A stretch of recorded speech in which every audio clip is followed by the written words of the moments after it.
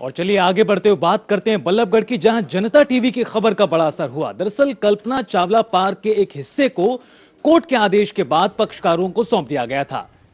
Court के आदेश के बाद जब कल्पना चावला पार्क का एक हिस्सा पक्षकारों को सौंपा गया तो उसके बाद बाउंड्री का काम भी शुरू हुआ, लेकिन गुरुवार सुबह पार्क के इस हिस्से पर बनाई गई बाउंड्री को नगर निगम द्वारा पीला पंजा चलाकर तोड़ दिया गया, जिसके बाद यहां के स्थानीय निवासियों ने खुशी जाहिर की।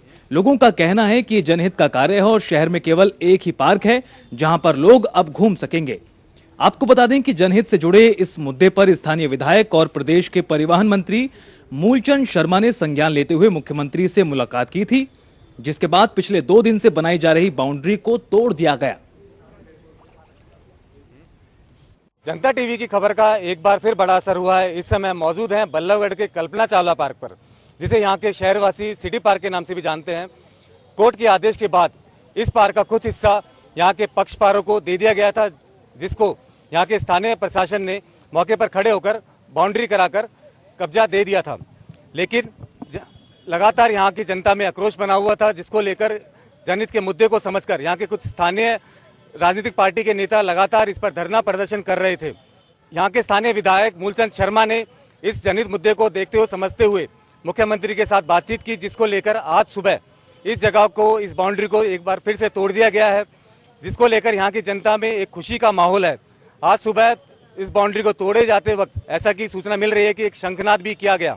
इस समय मेरे साथ यहाँ इस पार्क में घूमने आने वाले कुछ स्थानीय निवासी भी मौजूद हैं। आइए उन्हीं से जानने की कोशिश करते हैं कि ये बाउंड्री बनी और फिर आज फिर एक बार फिर तोड़ दी गई, उसको लेकर इनका क्या है कहना। क्या नाम है जी आप? बालकृष्ण शास्त्री। बालकृष्ण जी, ये बाउंड्री बनाई जा रही थी पार्क की और फिर एक बार तोड़ दी गई, क्या कहेंगे?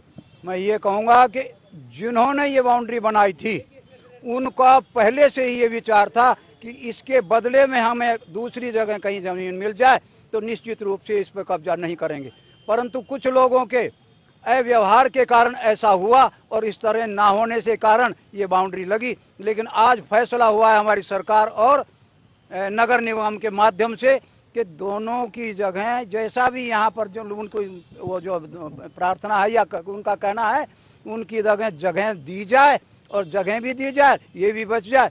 चलो सखी उस देश में जहाँ कृष्ण का राज और जल भरें दर्शन करें, एक पंथ दो काज, ये भी काम हो गया और उनको भी जगह उस तरह की सरकार देगी, निश्चित देगी। और जानने की कोशिश करते हैं कि यहाँ पर जो सुबह घूमने आते हैं पार्क में, उनका क्या है कहना जी? क्या नाम है जी आप?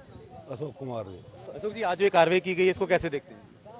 नहीं, कार्रवाई तो बढ़िया हुई है जी, है तो पार्क की जमीन, बाकी भूमा में कब्जा तो हुआ है। ये रिकॉर्ड में क्या हुआ क्या नहीं हुआ ये तो अब छानबीन होगी, सरकार कर रही है छानबीन, रिकॉर्ड का सरकार छानबीन कर रही है। आगे क्या होता है कैसे होता है ये तो अब देखेंगे। बाकी फिलहाल तो अब ये जो हुआ कानून ने अपने तरीके से करा है। तो आप खुश हैं इस बाउंड्री को हटने से? हाँ नहीं ठीक है, खुशी है, पब्लिक में खुशी का माहौल है। पार्क बच रहा है, पार्क जा रहा था तो ये तो पब्लिक की जगह है, पब्लिक घूमने आती है, घूमे वो कब्जा तो हुआ है। आज जो ये बाउंड्री यहाँ पर हटाई गई है, कहीं ना कहीं एक खुशी वाली बात है, लेकिन अब देखने वाली बात ये होगी कि प्रशासन की तरफ से जो आज सुबह ये कार्रवाई की गई है उस पर यहाँ के स्थानीय नेता और स्थानीय विभाग किस तरह की कार्रवाई करता है, यह देखने वाली बात होगी। जनता टीवी के साथ अमित चौधरी, बल्लभगढ़।